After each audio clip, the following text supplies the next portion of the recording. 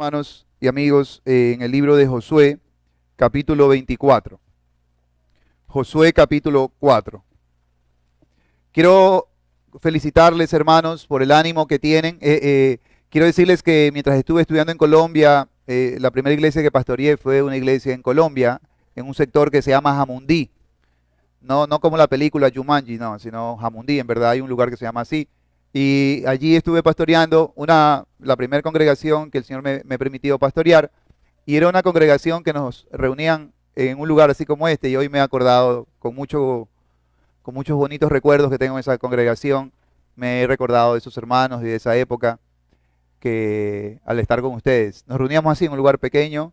Y bueno, el Señor fue luego prosperando poco a poco. Así que yo les animo, hermanos, especialmente ahora en este año de aniversario que están cumpliendo, a que sigan adelante en la obra. Josué capítulo 24, hermanos y amigos, es una buena costumbre cada cierto tiempo de las personas o de muchas personas plantearse proyectos, plantearse metas personales, grupales como iglesia para luego alcanzarlas. Es una meta a veces resolver cosas, decidir cosas como metas, como cosas que uno quiere lograr, y queriendo seguir con esta sana práctica, quiero hablarles, quiero animarles y quiero llevarles a la reflexión acerca de un hombre y de una santa resolución que ese hombre hizo, que él determinó una santa resolución, una noble y elevada resolución que él determinó para su vida, para su familia, para su comunidad.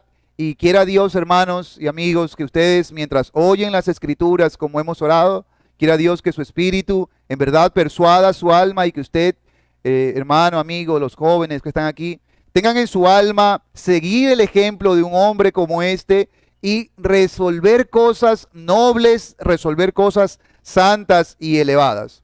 El hombre del que les quiero hablar es Josué, el conocido líder del Antiguo Testamento y sucesor de Moisés.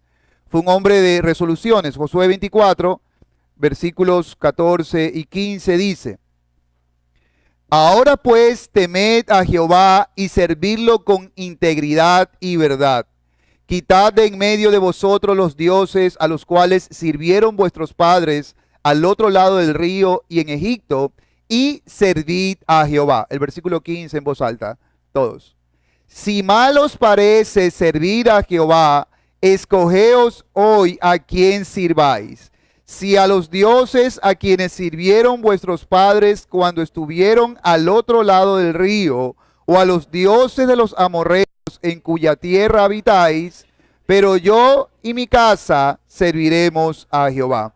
Como ven, aquí tenemos a un hombre que está resolviendo con fe, con valentía, con osadía, con mucho temor de Dios, está resolviendo algo importante y se lo está comunicando a su pueblo.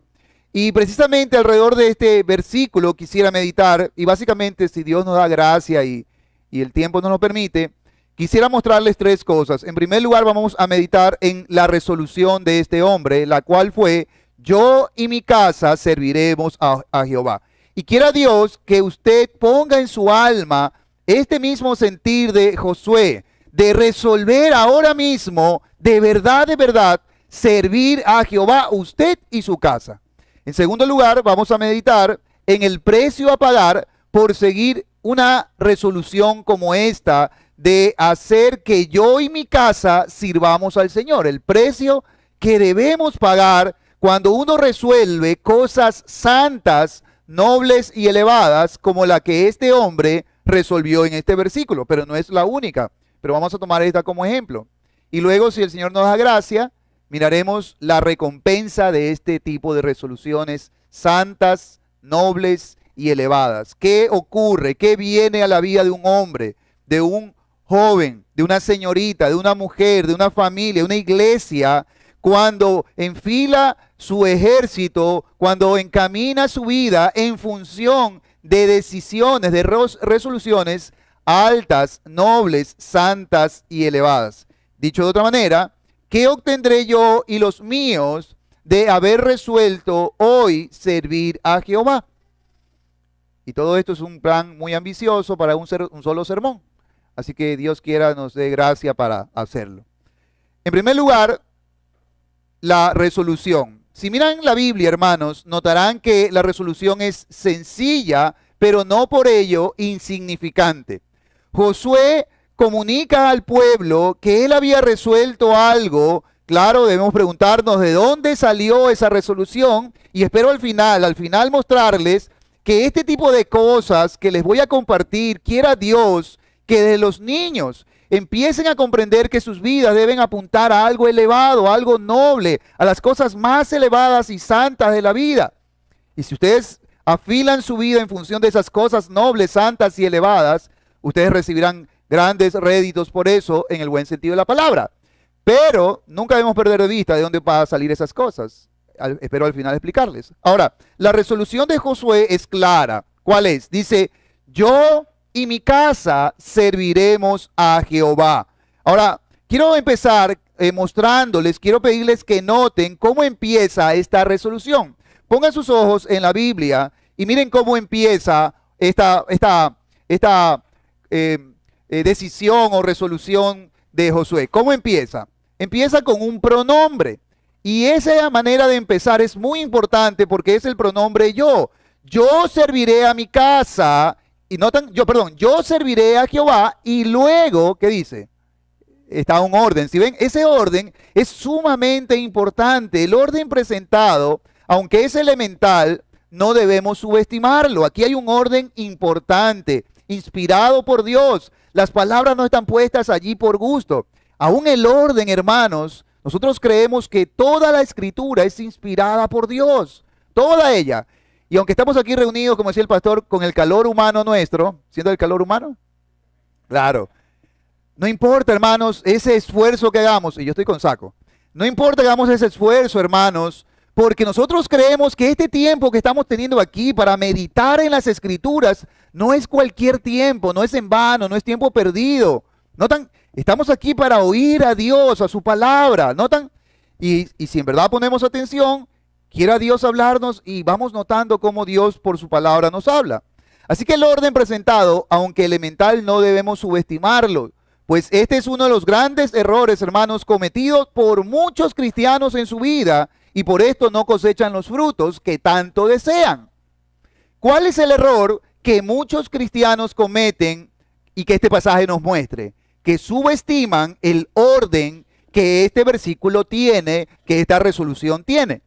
Josué dice, primero yo y luego mi casa. ¿Cuál es el error que muchos cristianos cometen? Escuche, el de exigir a otros más de lo que me exijo a mí mismo, o peor aún, el de exigir a los demás cosas que, como dijo Cristo, yo no quiero hacer ni mover con un solo dedo. ¿Ve? Ese es el error hoy en día de muchos cristianos. Los cristianos venimos al Señor, empezamos a conocer la verdad de Dios y es la verdad. Y ya podemos incluso hasta explicársela a otros. Y si somos padres o madres o líderes, incluso debemos, según el mandato del Señor, animar a otros y casi que hasta exigirle, por ejemplo, a los hijos, que también ellos se sometan a estas cosas. ¿Ve? Pero ¿cuál es el error?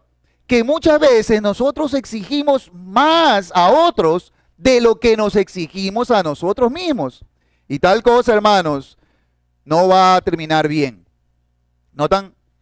En palabras de Jesús, querer que otros lleven cargas pesadas que yo no estoy dispuesto siquiera a mover con un dedo. Por ejemplo, el padre de familia quiere que su hijo y esposa se porte bien y obedezcan a su autoridad. Pero pudiera él estar cometiendo el error de que él mismo no se somete a las suyas, empezando con la autoridad de Dios.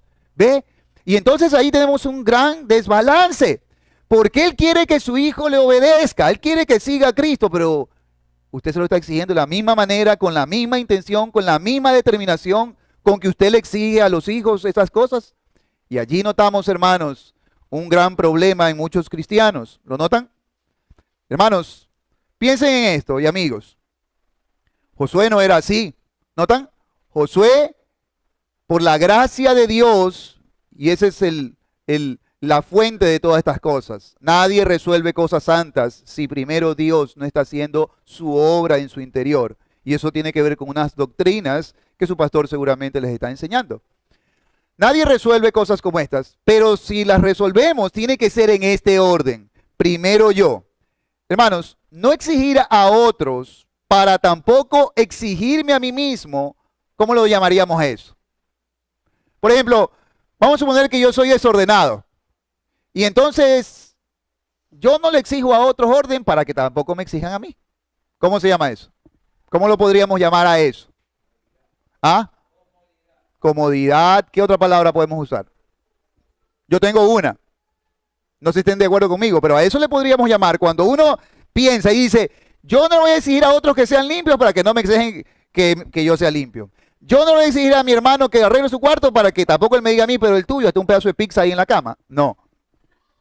¿Cómo se llama cuando uno no quiere exigirle a otros santidad para que no me la exijan a mí?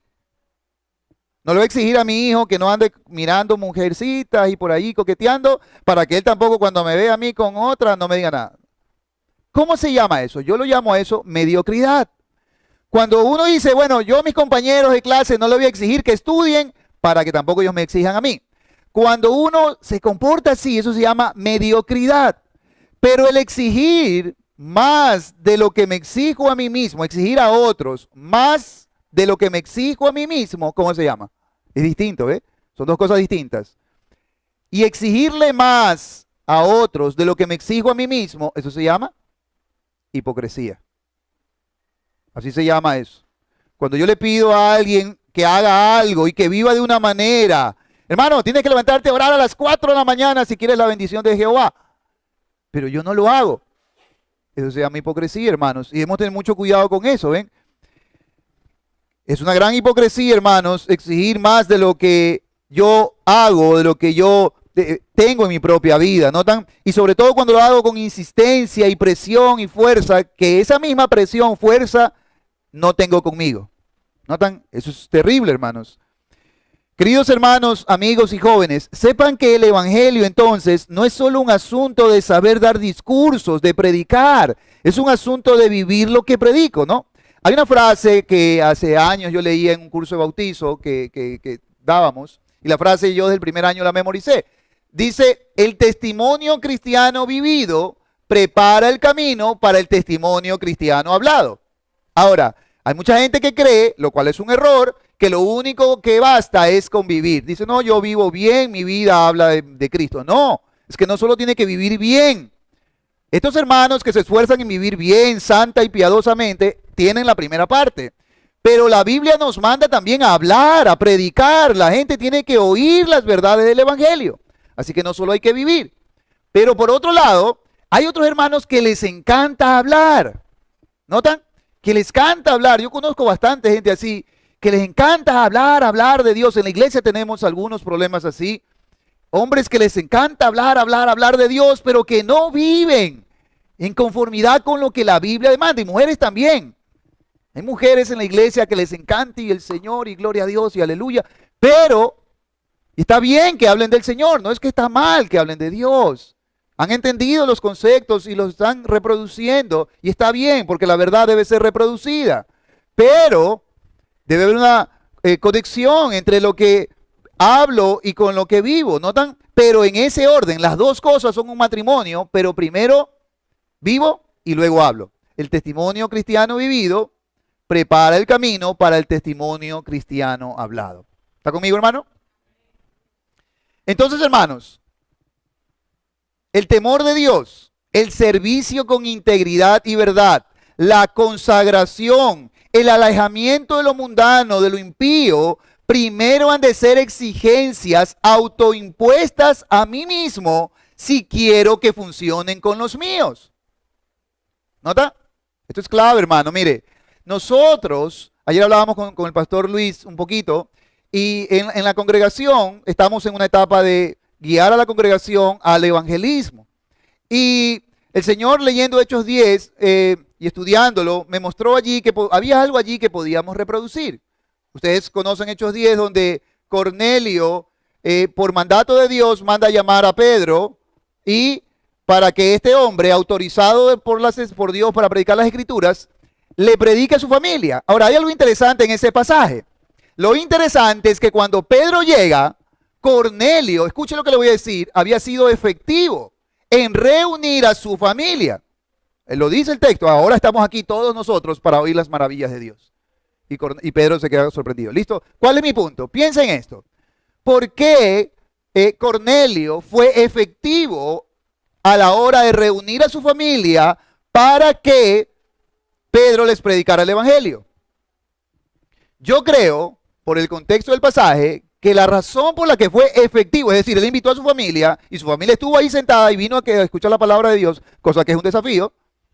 Yo creo que eso fue así, porque el primer versículo de Hechos 10 dice que Cornelio era un hombre temeroso de Dios, piadoso, que hacía limonas al pueblo, es decir, él vivía una clase de vida que respaldaba este tipo de acciones. Él todavía no era cristiano. Un estudio cuidadoso de Hechos 10 revelaría que él todavía no era cristiano. Pero el punto que le estoy diciendo, hermano, es que nuestra manera de vivir influye mucho en si la gente quiere escucharnos o no. Y nuestras familias son las primeras que deben querer oírnos. Ahora, claro que hay un impedimento. El corazón pecador que ellos tienen hace que muchas veces rechacen el evangelio. Pero yo he descubierto que a veces, cuando ellos rechazan nuestra invitación a la iglesia o nuestra conversación, no solo es porque ellos tienen un corazón pecador como dice la Biblia, que no quieren oír el evangelio. También eso es cierto. Pero también muchas veces se debe que nuestros hijos no quieren venir a la iglesia, que nuestro esposo, las hermanas.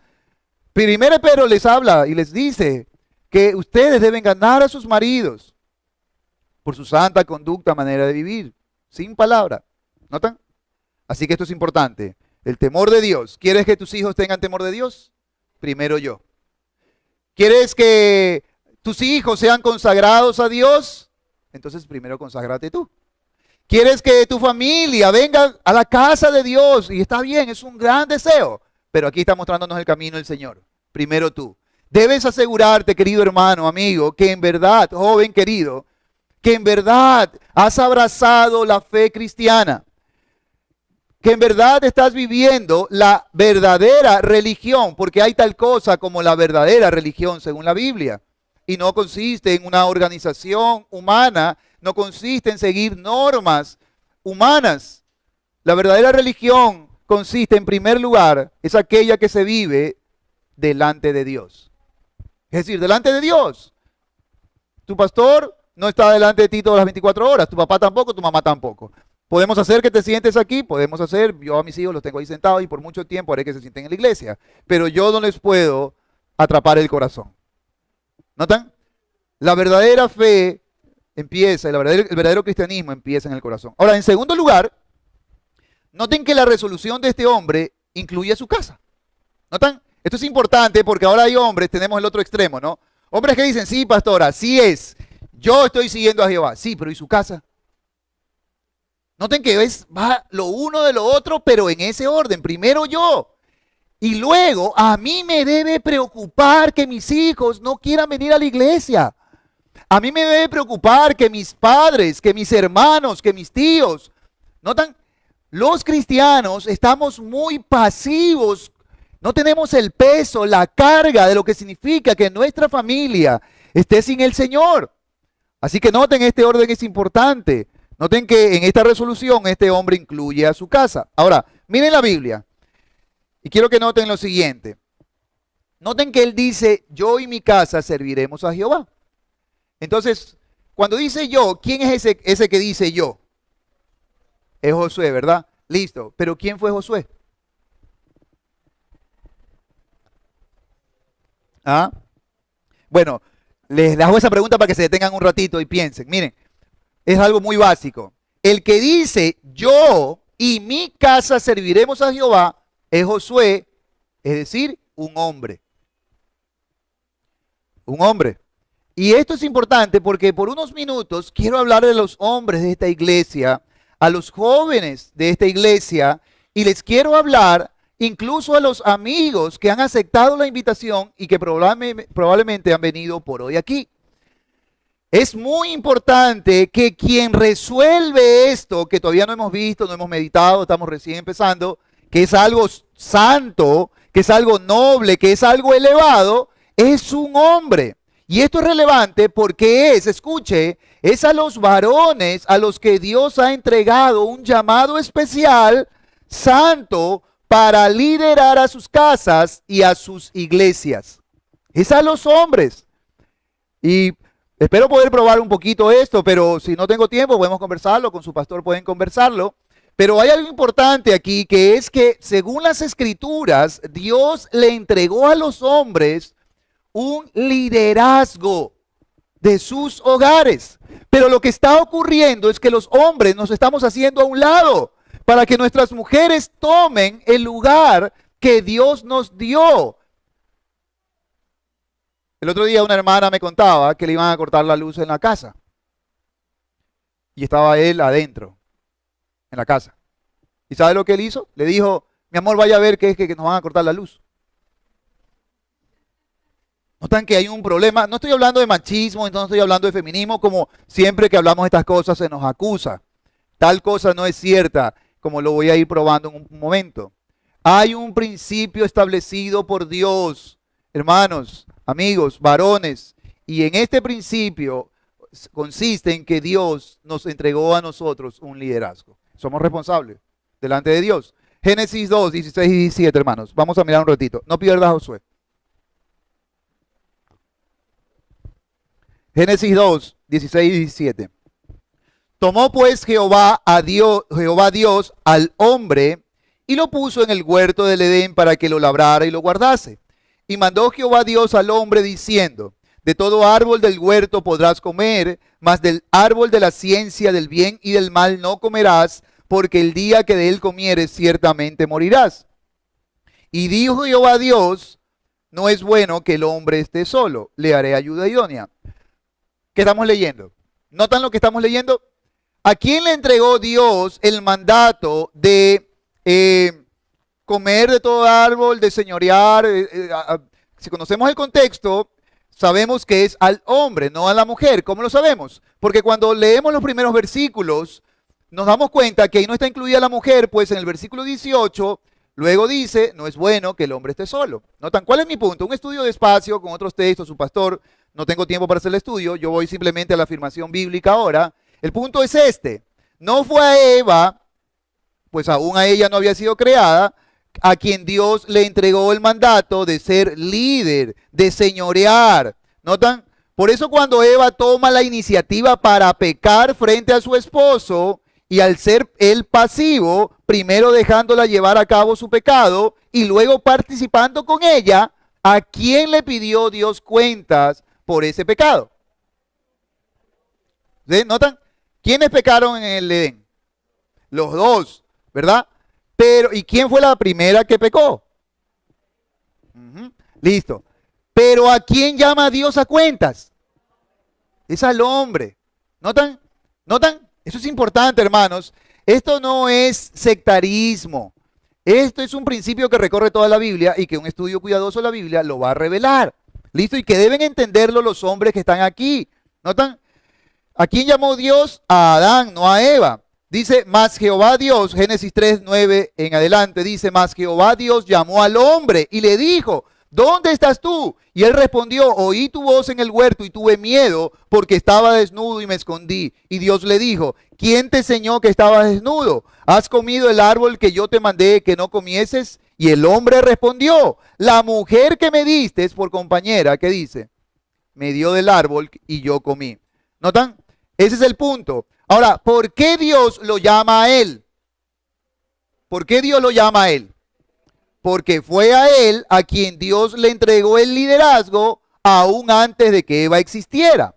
Ahora, yo sé que algunos están pensando que eso es medio retrógrada, que eso es demasiado sectario, demasiado dogmático para estos tiempos, en donde hay la liberación femenina y todas esas cosas. Pero escúcheme, nosotros somos cristianos, creemos en las Escrituras, creemos que la Biblia viene de Dios y que no hay en ella nada malo.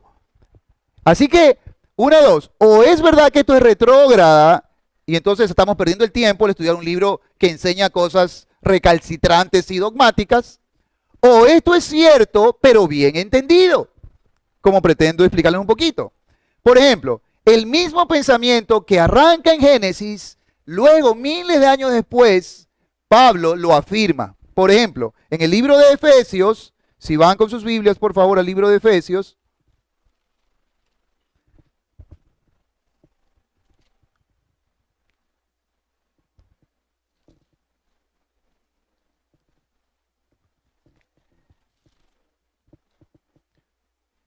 capítulo 5, versículo 21. Dice, someteos unos a otros en el temor de Dios. Y empieza, ¿qué dice? Las casadas, ¿qué dice? Efesios 5, 21, 22. Las casadas, ¿qué dice?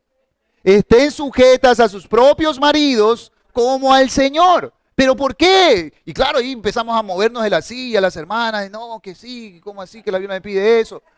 Pero, ¿qué significa eso de someterse? Ven, eso es algo que tienen que estudiarlo despacio, porque así como nos hemos dicho qué significa, también debemos entender qué no significa.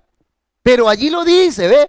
Dice que las casadas deben estar sujetas a sus propios maridos y nos da el ejemplo, hermanas. Les dice cómo debe. Como al Señor. ¿Y por qué? Da el motivo. ¿Por qué debe esto es así? ¿Por qué? Porque el marido es cabeza de la mujer, así, y nos da el ejemplo. El marido es cabeza de la mujer. ¿Quién dice eso? ¿La religión cristiana? No, lo dice Dios. ¿Y dónde lo dijo? Desde el Génesis. ¿Y por qué? Dice, porque el marido es cabeza de la mujer. Y pone el ejemplo, así como Cristo. ¿Sí lo ve? ¿Qué dice? Es la cabeza de la iglesia. Aunque esto no es un estudio sobre el hombre y la mujer, déjeme puntualizar algunas cosas para que no queden un poco borrosas. Claramente en este pasaje se le da al hombre un rol y a la mujer otro. El rol del hombre está señalado con la palabra cabeza. Ahí está señalado y hay que estudiar eso. Pero básicamente cabeza lo que quiere decir es liderazgo santo, un liderazgo piadoso. Porque la Biblia dice que nosotros debemos ser cabeza de nuestras mujeres como Cristo lo es de la iglesia. Entonces pregúntese, ¿qué clase de cabeza es Cristo? ¿Es uno que entra pateando a la iglesia? Porque la iglesia es la esposa de Cristo, ¿lo notan? No, es un liderazgo santo y piadoso. ¿Ve? Entonces, ¿cuál es mi punto? No me he perdido del tema. Josué resolvió algo santo, noble, elevado. ¿Qué fue? Yo y mi casa serviremos a Jehová. En ese orden, y ahí se ve la piedad de este hombre, ¿ve? Yo no voy a pedir a mi esposa, no voy a pedir a mi hijo cosas impías, y tampoco le voy a pedir a mi esposa y a mis hijos cosas santas que yo no quiero. Hijo, deje de tomar, no sea borracho, mientras yo soy borrachoso. Hijo, no deje de fumar, mientras yo soy un vicioso. ¿Notan? No. Ahora, déjeme decir un par de cosas más sobre el modelo bíblico y sobre estos roles entregados por nuestro Señor y tan despreciado por el hombre de hoy. Entonces, mi punto es, les estoy hablando ahora en esta parte del sermón a los hombres. Son ustedes, hermanos, los que deben resolver cosas santas para sus vidas. Deben tomar ustedes la iniciativa, primero ustedes, para sus hijos, sus esposas, sus hogares y su iglesia. El pastor necesita, en el buen sentido de la palabra, hombres santos, hombres de Dios. Sus hogares necesitan. Los jóvenes que están aquí, sus hogares, sus padres necesitan jóvenes santos. El camino del Señor es el mejor camino y deben glorificarlo. Y aprovecho, hay un texto que dice, cuando yo era niño, pensaba como niño, hablaba como niño, mas cuando ya fui hombre es lo que era niño. Ese texto habla de otro asunto, pero yo hago una aplicación y les digo, ¿cuándo uno se convierte en hombre? Aquí hay algunos jovencitos. ¿Cuándo se van a convertir en hombres? ¿Qué se necesita para ser hombre? No hablo de género, sino que hablo de adultez. ¿Cuándo dejas de ser niño y pasas a ser hombre? ¿Cuando tienes 18 años? ¿Cuando te dan la licencia? ¿Cuándo te conviertes en hombre? Te conviertes en hombre cuando decides ser hombre. Hay niños de 40 años. Yo conozco algunos niños de 40 años y eso es un problema en la familia. Eso es un problema. Y hay hombres de 15. Y algunos de ustedes tienen que comportarse como hombres. Como hombres. ¿Nota? Y un hombre, entre otras cosas, hace lo que Josué está haciendo. Un hombre es alguien que resuelve cosas santas. No es lo único que podemos decir, hay muchas cosas que decir, pero por lo menos les digo, Un hombre es alguien que resuelve cosas santas, nobles, elevadas. Un hombre es alguien que vive para las cosas elevadas que Dios ha presentado, que ha puesto frente a nosotros. Y sus familias están esperando a esa clase de hombres. Sus iglesias están esperando a esa clase de hombres. Sus esposas necesitan a esa clase de hombres. Y bendito sea Dios, porque Dios nos dice cómo convertirnos en esa clase de hombres. Ahora, déjeme aclarar algunas cosas. Cuando Dios dice que el hombre es cabeza de la mujer, no está pidiendo dominación impía. Escuche lo que estoy diciendo. La Biblia enseña que el hombre es cabeza de la mujer y nosotros, si somos fieles a las Escrituras, debemos enseñarlo, porque aparte de eso no hay maldad en esa enseñanza. Todo lo contrario, hay una gran bondad. Pero debemos aclarar que con esto no estamos diciendo que el hombre, al ser cabeza de la mujer, la Biblia nos esté pidiendo que tengamos una dominación impía, sino que está mandando un liderazgo piadoso. La dominación impía del hombre sobre la mujer, decía un pastor, es un fracaso moral del hombre y no una enseñanza de las Escrituras. Lo que aquí se nos ha entregado se entiende y se digiere mejor al leer con cuidado el ejemplo supremo que cita el apóstol Pablo en Efesios. Dice, porque el marido es cabeza de la mujer, así como Cristo lo es de la iglesia. Entonces, ¿Cristo domina impíamente a su iglesia? No, Cristo lidera santa y piadosamente a su iglesia. Así que ahí entendemos lo que se nos está pidiendo. Y ahí ustedes, hermanas, también pueden entender qué es lo que deben facilitar a sus maridos. ¿Notan? Cristo no domina a su iglesia impíamente. ¿Notan? Cristo es la cabeza, sí, pero es un líder santo. ¿Notan? De su iglesia. En segundo lugar, al hombre ser cabeza y la mujer ser ayuda idónea, se nos está hablando de unos roles. El rol de las mujeres, según la Biblia, es ser ayuda idónea. Eso es lo que se pide. ¿Notan? Ahora, notan que cuando la Biblia nos habla a las mujeres de que son ayuda idónea del hombre, tampoco las mujeres sienten como cuando uno reparte el pastel y le toca la parte más chiquita, ¿no? Uy, me tocó la peor parte. Claro, al hombre la cabeza y a mí, bueno, ser ayuda. No, hermanas. Un estudio cuidadoso de esta palabra, ayuda idónea en la Biblia, descubrirán que en la Biblia, ¿sabe a quién más se le otorga el rol de ayuda idónea? ¿A quién? Al Espíritu Santo, por lo menos. Pregunta, ¿es menos el Espíritu Santo que el Padre y que el Hijo, según la doctrina de la Trinidad? No. ¿Notan? Así que hay una subordinación en la Trinidad, pero esa subordinación no quiere decir menos. ¿Notan? No quiere decir menos. Ahora eso es importante, porque Dios ha creado al hombre y a la mujer a su imagen y semejanza. Los dos, mismo valor, pero nos ha entregado roles distintos y esos roles no hablan de quién es mejor que el otro. Y cuando él y ella lo entienden y viven de esa manera, Dios es glorificado, su modelo es glorificado y nuestras familias son bendecidas por hacer la voluntad de Dios. Y con eso precisamente quiero seguir adelante en mi punto. Este es mi tercer punto sobre este tema para ya abandonarlo y volver a Josué. ¿Cómo le va a los matrimonios que con temor santo y reverente se han acomodado al modelo bíblico, en donde él es una cabeza, es decir, un líder piadoso, y ella es su ayuda idónea para ese liderazgo piadoso? ¿Cómo les va a esos matrimonios y a esas familias que abandonan esas ideas de machismo y que abandonan esas ideas de feminismo? Porque el feminismo no es tampoco la respuesta. Esa es la respuesta del mundo a un problema que el hombre pecador también causó, que se llama machismo. Pero la solución para el machismo no es el feminismo, como se está proponiendo y como muchas hermanas erróneamente lo están absorbiendo. La solución al machismo no es el feminismo, es el modelo bíblico. Pregunta, ¿cómo le va a las familias, a los hombres y mujeres que adoptan el modelo bíblico, que lo estudian y piadosamente lo adoptan? Yo puedo responder, hermanos y amigos, a nombre de cientos y miles de hombres, mujeres, matrimonios que se han sometido al modelo bíblico con santa reverencia. Yo puedo responder y decirles que les va muy bien, que nos va muy bien. Nos va muy bien. Y yo me siento feliz, hermanos. Mi esposa está aquí presente y tendría que ser demasiado hipócrita y falso para pararme aquí y decirle que nos va muy bien cuando ella está diciendo, no, pero si tú eres un hombre que me maltratas, eres un hombre malvado y perverso. ¿Notan? Bueno, pudiera ser que hay hipócritas así, pero yo le agradezco a Dios que puedo decir estas cosas con limpia conciencia, estando mi esposa y mis hijos aquí presentes. Así que yo les ruego que, especialmente a la gente joven, que abandone esa idea moderna, muy novedosa, a esas mujeres que hablan de feminismo y todo eso, abandonen esa idea. Estudien bien ese tema del feminismo.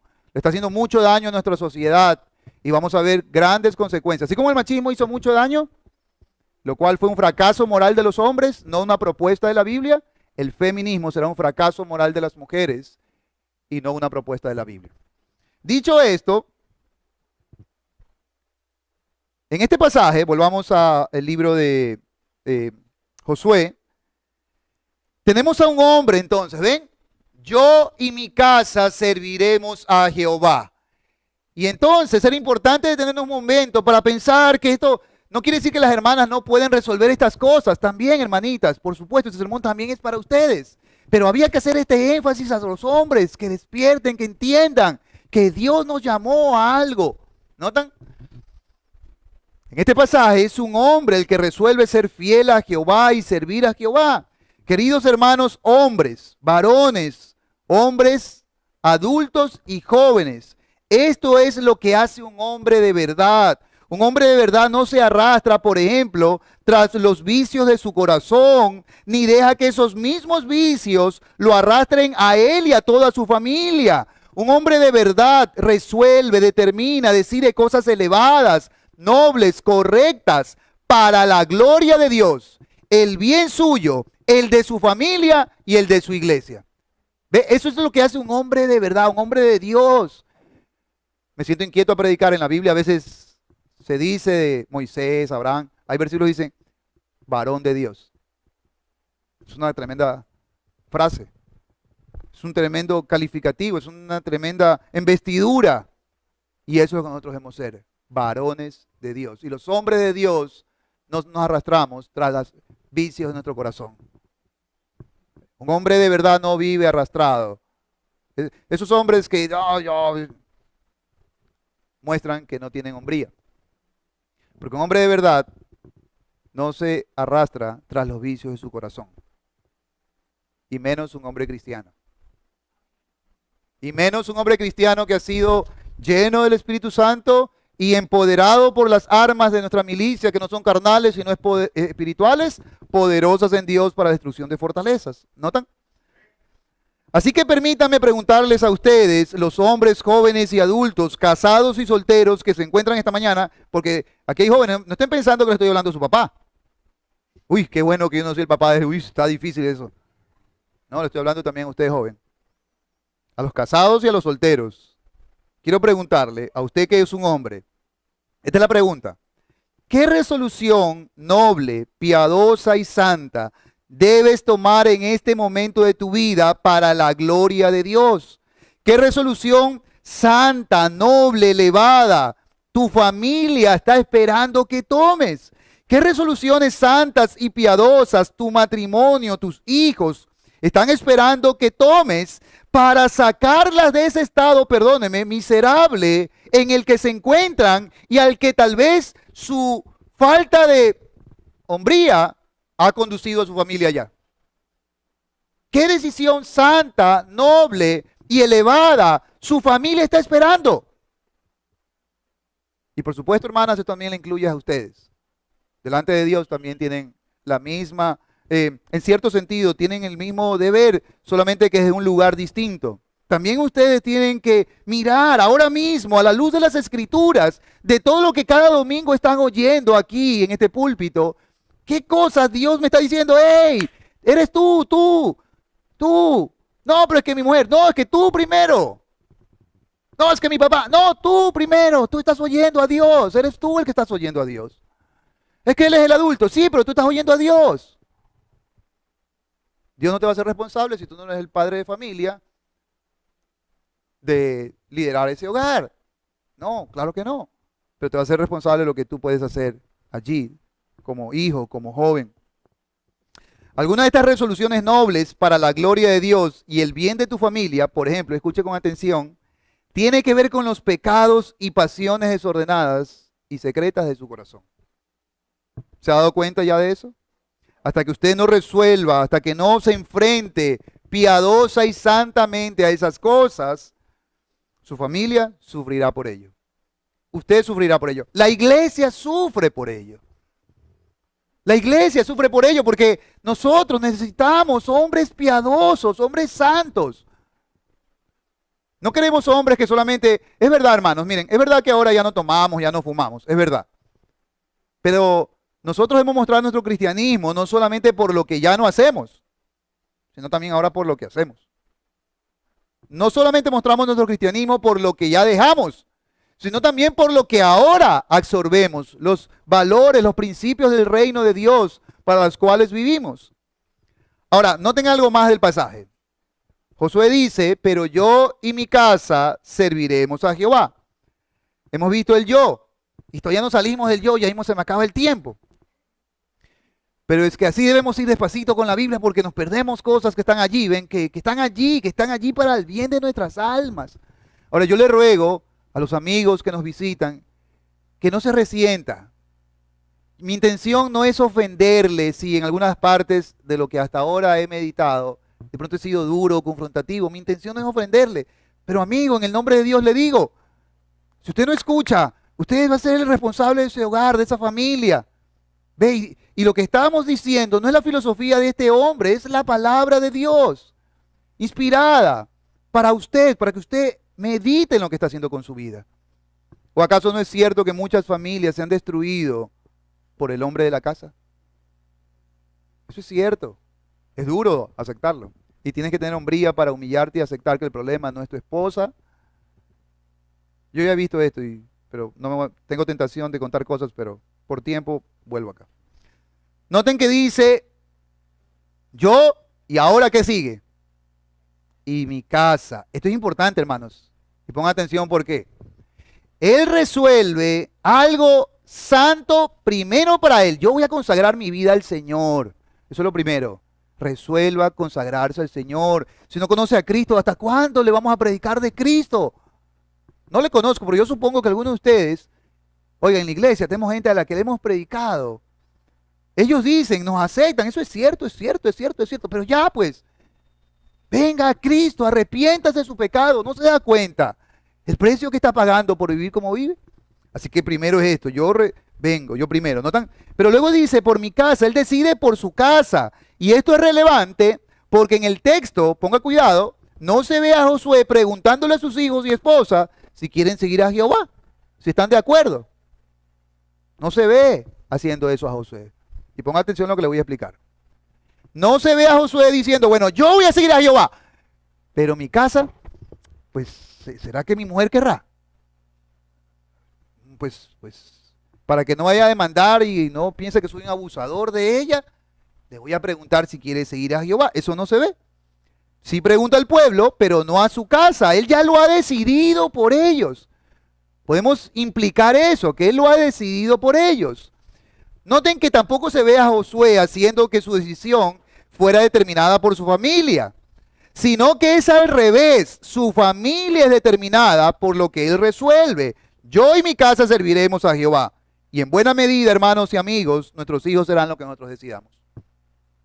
Nuestras casas serán lo que nosotros decidamos. Hermanos, el mundo, a través de sus discursos filosóficos y psicologizados, está haciendo que a los padres les dé miedo hacer uso de su autoridad. Ser autoridad es un deber y derecho que Dios le da a todo padre. No nos debe dar miedo, hermanos, mandar, decidir cosas por nuestros hijos y familias sin consultarles. Ese es mi punto, pero déjenme explicarlo todo para que no se me malentienda. Pero la primera parte es que no nos debe dar miedo decidir cosas, especialmente cuando estas cosas son cosas santas, nobles y elevadas. No tengo que consultar a mi familia estas cosas, es mi deber, es mi derecho como padre, pero también como cabeza, como líder de la familia.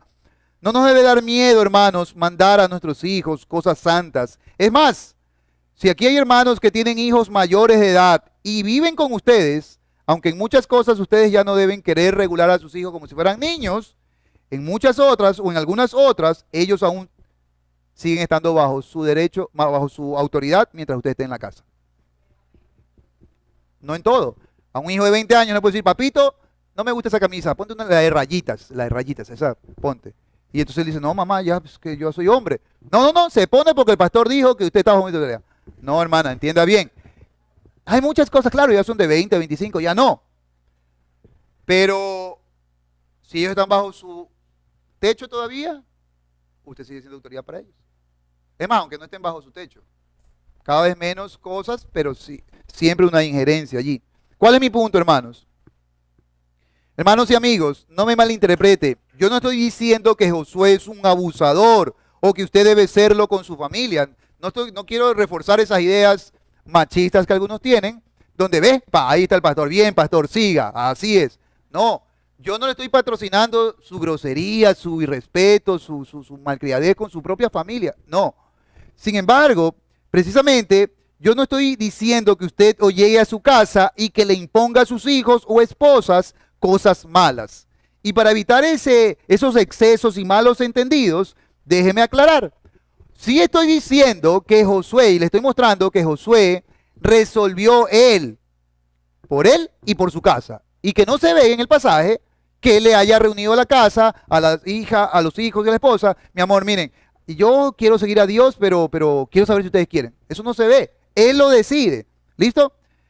Entonces, pero para que no hayan malos entendidos, aclaro algunas cosas. En primer lugar, las resoluciones principalmente deben ser cosas piadosas, santas y nobles. Eso es lo primero que tenga en mente. Debemos resolver como cabezas de familia, líderes de la iglesia, resolver, pastores de la iglesia, cosas nobles, santas y elevadas. ¿Cuál fue la resolución de Josué para él y para los suyos? ¿Cuál fue la resolución según el pasaje? ¿Qué es lo que estaba decidiendo él allí? Servir a Jehová. ¿Listo? Pregunto, ¿acaso esto era algo perverso? No, no lo era. Todo lo contrario, era algo muy elevado, ¿ve? Y ojalá usted, amigo, que nos visita, amiga, joven, decida ahora, especialmente los jóvenes, ahora yo voy a seguir al Señor. Esto es lo mejor, es lo más elevado. Es la vida más elevada que usted puede vivir en esta tierra. Vivir para la gloria de Dios. ¿Listo? Entonces la pregunta es esta. Si las resoluciones principalmente deben ser por cosas santas, elevadas, nobles y piadosas, pregunta, ¿quién se opondría a eso? No, pero ahora, no es tan fácil, ¿ve? Porque si vamos a resolver cosas elevadas, santas, nobles, piadosas, correctas, eso no es tan fácil. Y a tiempo, reflexión, oración, sabiduría. Pero una vez que Dios me alumbre el alma y lo puedo ver con claridad, este es el camino para mi esposa y mis hijos, eso no se debe preguntar, hermanos. Hermano, mire, por ejemplo, vamos a suponer, yo tengo un hermano, bueno, ya no está ahora en la congregación, él tuvo que decidir algo muy difícil, Su negocio estaba mal y tomó una decisión. Y yo siempre le decía esto, hermano, ¿tú crees que esa es la decisión correcta? La has estudiado, analizamos los pros, los contras, todo, oramos mucho tiempo, más de un año orando por eso. Y finalmente llegó el momento de tomar la decisión. Hermano, toma la decisión. Tómala. Claro, pero noten, es con sabiduría, con tiempo, mirando, pero una vez que Dios nos alumbra el alma, ¿cuál es el camino? Eso no hay que preguntarlo. Por ejemplo, hermano, mire, vamos a suponer que hay alguien aquí que ha progresado haciendo negocios por la izquierda. Y él viene a Cristo, ahora él entiende que estuvo mal. Y ahora él comprende que él puede reparar el daño y puede devolver.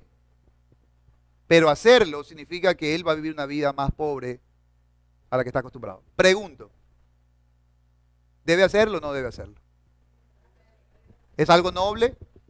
¿Sí? ¿Va a tener un precio? Claro. ¿Debe preguntarle a la esposa y a los hijos? No. Él debe comunicarlo, que es diferente. Debe comunicarlo. No debe hacerlo tampoco así porque sí, yo lo digo y no. Debe comunicarlo. Mi punto, hermano, es que cuando son cosas nobles, santas, elevadas, eso es lo que yo veo en este pasaje. Cuando son cosas nobles, santas y elevadas, son cosas que se tienen que hacer. Pregunta, vamos a suponer que la esposa dice, uy, pero yo creo que no, yo no creo que no. No, porque mira, ahora ya no voy a poder andar en carro, no voy a poder pintar las uñas, ya no voy a poder hacer el peinado, ya no debe hacerlo por eso. No, hermanos, notan, él tiene que hacerlo porque es lo correcto. Notan, es lo correcto. Notan, o pensemos en este otro ejemplo, tal vez este no estuvo tan hilado. Por ejemplo, imaginen un hermano que ha sucedido, ¿no? Hermanos que, por ejemplo, tienen una discoteca, un bar, un prostíbulo, y de ahí come él, su familia y educa a sus hijos. Pero ahora él viene a Cristo, él conoce a Cristo, ¿notan? Y entonces ahora este hermano empieza a darse cuenta por las escrituras que su negocio no es lícito, no es correcto. A mí me tocó predicarle a una bruja. No a una que parece bruja, sino en verdad, una bruja. Y esta mujer vivía de eso. Y entonces un día ella misma me dijo, pastor, o sea, aquí estoy haciendo mal. Yo me la hacía loco, como que no sabía. ¿Y por qué? No, y se fue al cuarto y sacó del cuarto una caja con todos sus objetos y ella me explicó. Y entonces, ¿cuál es el punto? ¿Qué le decimos? Yo vivo de esto. Sí, yo sé que usted vive de eso. ¿Qué es lo correcto? Tiene que cambiar de negocio. Eso es lo correcto, tiene que cambiar de negocio. Pregunta, ¿qué cree que le va a decir la esposa y los hijos cuando este hombre del bar que le digo, le diga, ¿sabe qué, mi amor? Me he dado cuenta que a mi Cristo, a mi Dios, no le da gloria a este negocio. Y he tomado la decisión, luego de mucha oración, de consultar, de pedir consejo, porque en la abundancia del consejo está la sabiduría. He tomado la decisión, mi amor, de cambiar de negocio. Y vamos, yo era peluquero. Vamos a retomar eso. O voy a vender galletas. Mi papá me enseñó a hacer tortas. Voy a vender tortas. ¿Qué cree que le puede decir la mujer? Tal vez la mujer le puede decir, pero ¿cómo vas a hacer eso? Nuestros hijos, la universidad, ahora, ¿qué? Pregunta.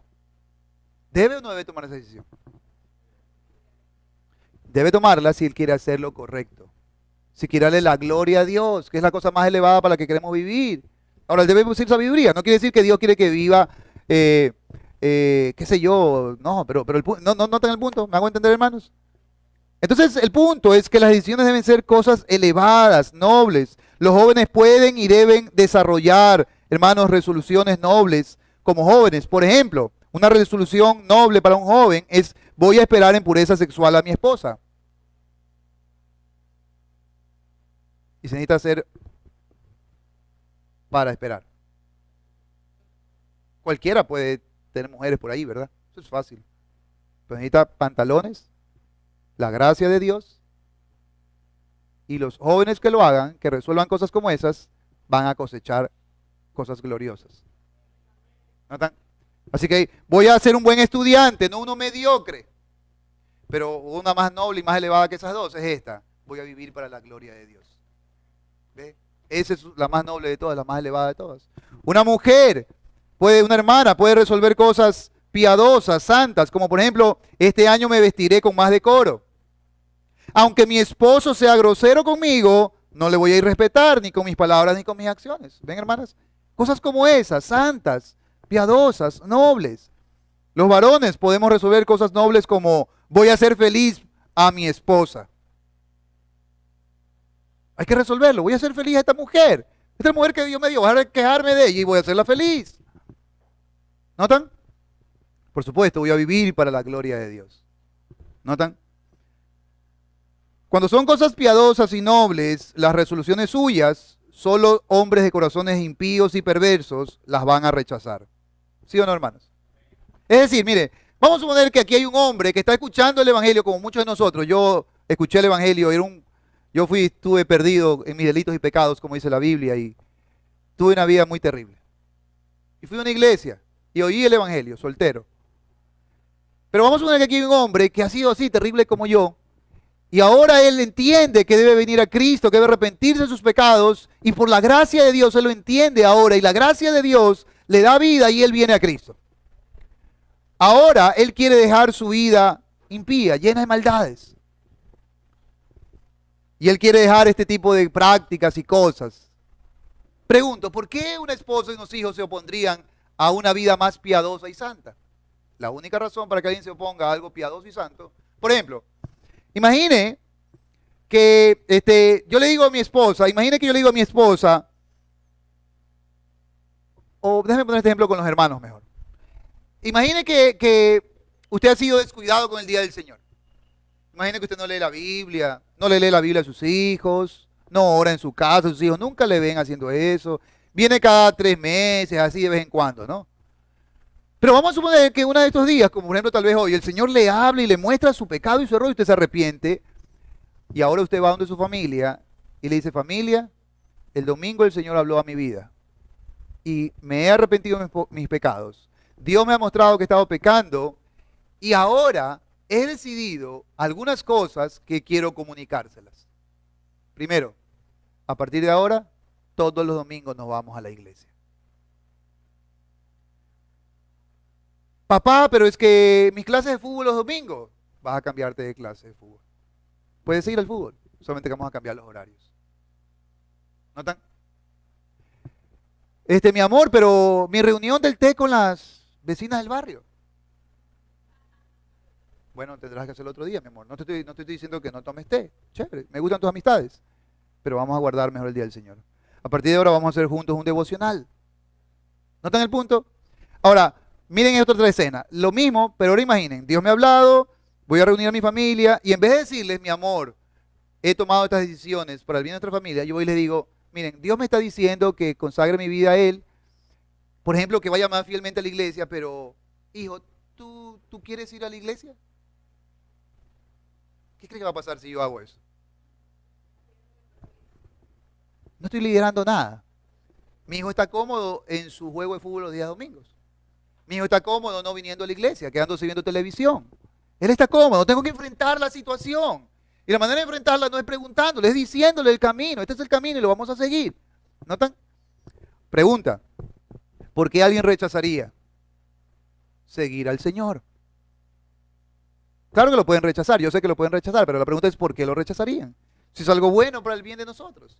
La única explicación es porque está el pecado en su corazón. ¿Notan el punto? Y entonces ahí viene donde tenemos que lidiar con eso. ¿Notan? Ahora, yo sé que tal vez me estoy metiendo en problemas, espero no dejarle muchos problemas al pastor. Cualquier problema, hermanos, él es el pastor de su iglesia, él me invitó. Así que a él le toca resolver estas cosas. ¿Cuánto tiempo tengo, pastor? Normalmente, ¿a qué hora? ¿Y qué hora es? 11:43. ¿A qué hora termina su culto? ¿Estamos bien? Hermano, no me den alas porque mi esposa sabe, en Salinas yo predico largo. Largo quiere decir 1 hora y un poco más. A veces. No, pero no voy a hacer eso aquí, hermano, tranquilo. No voy a hacer eso. Déjeme avanzar un poquito más entonces. Si usted resuelve cosas piadosas y luego las comunica a su familia con sabiduría, y si se mantiene en ellas, ellos lo van a seguir. Quiero confesarles algunas cosas. Por ejemplo, hermanos, miren, hay muchas cosas. No porque yo sea pastor quiere decir, hermano, o que nosotros los pastores estamos bien en todo. No, hay muchas cosas que también nosotros estamos lidiando con nuestros pecados como ustedes. Su pastor ha decidido algo noble, algo santo, elevado, que es guiarles lo más fiel que pueda a las escrituras. ¿Notan? Yo también tomé esa decisión hace algunos años atrás y por esta decisión tuve que pagar un precio, porque siempre hay que pagar un precio cuando uno quiere decidir cosas nobles, santas, elevadas para la gloria de Dios. Pero a veces uno en principio no se da cuenta de las cosas que hay que ir modificando, las cosas que hay que ir mejorando, las cosas que hay que ir haciendo, ¿no? Entonces, por ejemplo, o uno no las está haciendo. Entonces, por ejemplo, algo que les confieso, hermanos, es que yo no tenía culto familiar con mi familia, no sabíamos lo que es eso. Hasta que uno de los pastores que ha sido de bendición para nosotros, se llama el pastor Jorge Castañeda, pastores que han venido, que nos han enseñado las escrituras, empezó a enseñar sobre este tema, el culto familiar. Y yo me di cuenta que yo no hacía eso con mi familia, que no sentaba a mi familia, a mi esposa. ¿Quién le debe enseñar la escritura a los hijos? Mire, eso es un error moderno, que muchas iglesias están reproduciendo y también nosotros antes lo hacíamos, pero ya lo abandonamos en buena medida. ¿Cuál error? ¿Quién debe enseñarle la escritura a los hijos? ¿La iglesia? ¿A sus hijos? ¿Son los pastores los que deben enseñarle la iglesia a sus hijos? La Biblia enseña claramente que son los padres. Entonces equipemos a los padres para que los padres le enseñen a los hijos las escrituras. Pero ¿recuerdan cómo empezó el sermón? Primero yo.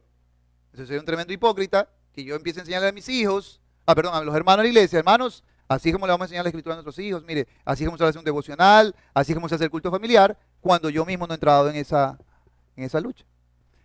Entonces Dios me mostró mi pecado. Eso es un pecado. Yo no estaba enseñándole a mis hijos la Biblia, a mi esposa. Y un día lo senté, no les pregunté y empecé a hacerlo. ¿Qué hizo mi esposa? ¿Lo rechazó? Pregunta, ¿por qué una esposa rechazaría que el varón de la casa siente a sus hijitos, a su esposa y empiece a enseñarles la Biblia? ¿Por qué una esposa rechazaría eso? ¿Hay que preguntar? No hay que preguntar, hermano, hay que decirles. Hijos, los espero el día viernes a las 5 de la tarde, nos vamos a sentar con un helado. Nos vamos a sentar allí, vamos a hacer un tiempo con la Biblia. ¿No están? Hay que decirlo, nada más. ¿No están, hermanos? Ese es mi punto. Ahora, ¿qué concluye? Esto es bien importante, especialmente para los varones. Hay un pastor que se llama el pastor Robert Lewis, y él dice, póngale cuidado a estas estadísticas, él dice que si un joven se convierte al Señor y luego él invita a su familia a venir a la iglesia, existe solamente un 10% de probabilidad que esa familia venga a la iglesia. Si es una esposa la que se convierte al Señor y luego ella quiere traer a su familia, existe solamente un 30% de posibilidad de que esa familia acepte a la iglesia, venir a la iglesia. Pero si se convierte un hombre a Cristo y ese hombre le dice a su familia que nunca ha estado acostumbrado a ir todos los domingos a la iglesia, le dice, mi amor, este domingo se viste usted y nuestros hijos y a partir de ahora vamos a ir a la iglesia. Según las estadísticas, ¿sabe cuánto porcentaje existe de que esa familia va a ir a la iglesia? El 90% de posibilidades. Eso nos dice que los hombres, lo que les estoy enseñando, nosotros somos, hermanos, los líderes de nuestro hogar. Y nosotros vamos a nuestra esposa y a nuestros hijos, a todo lo que lo encaminemos santa y piadosamente, ellos van a caminar. Claro, necesitamos la gracia de Dios, necesitamos la sabiduría de Dios. Mis hijos siempre me preguntan, papá, ¿ya se va a acabar el culto? Ellos son los que primeros de mi iglesia que están viendo aquí a su papá terminar de predicar. Y necesito mucha gracia de Dios, mucha sabiduría para poder guiar a mis hijos, porque ellos ya se aburren.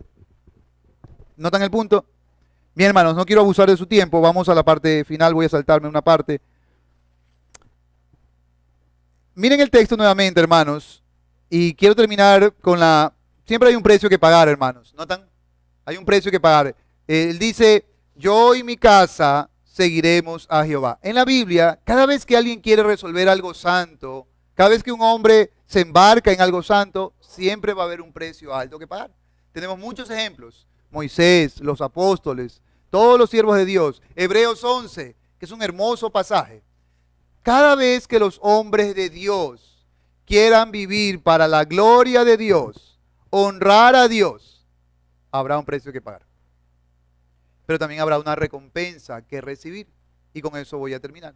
¿Cuál es la recompensa que vamos a recibir si nosotros seguimos fielmente la gloria de Dios, honrar su palabra, y si nosotros resolvemos cosas nobles, santas y elevadas?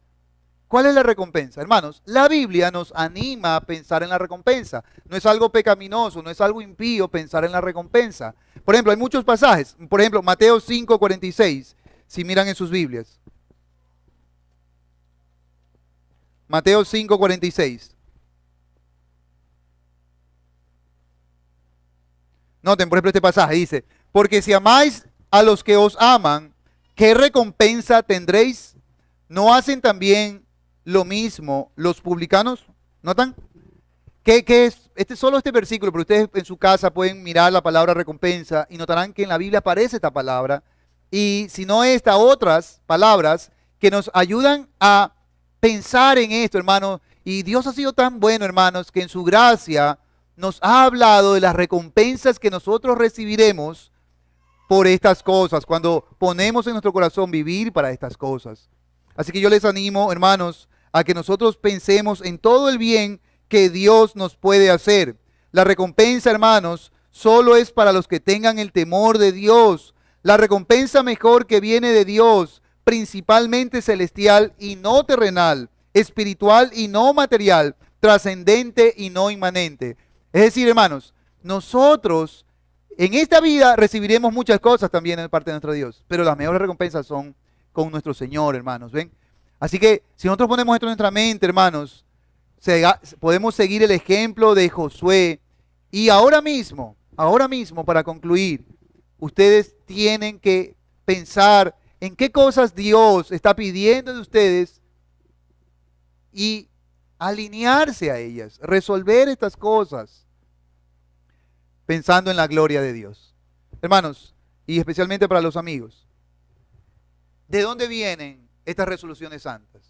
Algunos de ustedes tal vez tienen que tomar decisiones con respecto a su familia, a su esposa, a sus hijos. Algunos de ustedes tienen que tomar decisiones como, por ejemplo, venir a Cristo. Esa es la invitación del Evangelio, arrepentirse de sus pecados. Pero ¿de dónde vienen estas cosas? La gracia de Dios. La gracia de Dios. Pídale al Señor su gracia, ruéguele que le ayude a arrepentirse de sus pecados. Ruéguele a Dios que le ayude a tomar estas decisiones santas. Por ejemplo, voy a ser un hombre fiel. Por ejemplo, voy a ser feliz a esta mujer. Por ejemplo, voy a tomar tiempo para enseñarle a mis hijos las Escrituras. Por ejemplo, si eres un joven, voy a guardarme en santidad para mi esposa, etcétera, etcétera, etcétera. Pero en todas estas cosas necesitamos la gracia de Dios. Necesitamos que Dios nos dé la gracia, la fuerza que no tenemos, el valor que no tenemos, la sabiduría que no tenemos para hacer este tipo de cosas. Que Dios los bendiga. Gracias por oír. Permítanme orar para terminar en esta mañana. Señor, queremos que tú recibas gloria, Padre. Antes no teníamos este anhelo, este deseo, Señor. Fue tu gracia la que hizo que en nuestro corazón pecador naciera este impulso, este deseo nuevo de darte gloria, honra y honor.